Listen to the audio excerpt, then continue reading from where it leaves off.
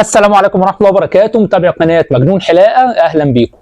المكن الكيمي الجديد أصلي ولا تقليد؟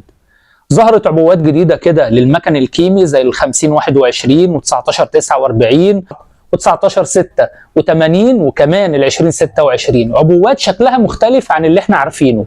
عارفين إن العبوات العادية من كيمي كان بيبقى شكل العلبة كده اللي هو الأزرق في السيلفر، الازرق مع اللون السيلفر ده. نزل شكل جديد من معظم الماكينات، فالناس بدات تقلق تقول يا ترى الجديد ده ايه، اصلي ولا تقليد ولا حكايته ايه؟ النهارده هقول لكم ايه موضوع العبوات الجديده ده والمنتجات اللي فيها اصلي ولا تقليد. شركه كيمي بتحاول انها تطور من نفسها شويتين في ظل المنافسه الجامده جدا مع شركات كبيره زي مثلا شركه VGR اللي بدات تعمل منتجات واتجاه اجبرت الشركات التانية انها تحاول تتجه له.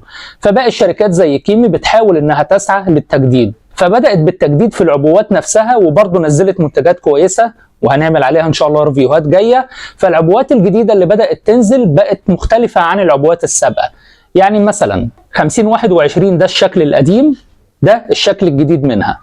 مفيش اي فرق بين الاثنين سوى الاختلاف في الشكل فقط، لكن المكانتين واحد من جوه، نفس الماتيريال، نفس الشحن، نفس التصنيع، نفس الكفاءة، كل حاجة فيهم واحد. دي كده ال 5021.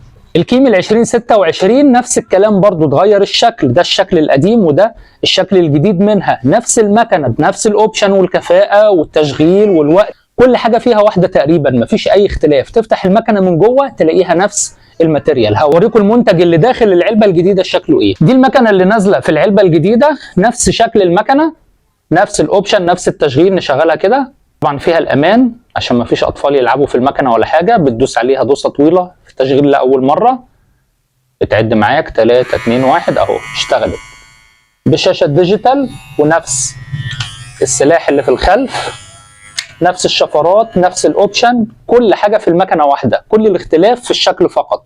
وكذلك الامر في 1986 المشهوره جدا اللي من افضل ماكينات التدريج لشركه كيمي. نفس الموضوع حصل معاهم، الشكل اتغير، بدل الازرق في سيلفر بقى هو ده الشكل الجديد، لكن من جوه المكن واحد.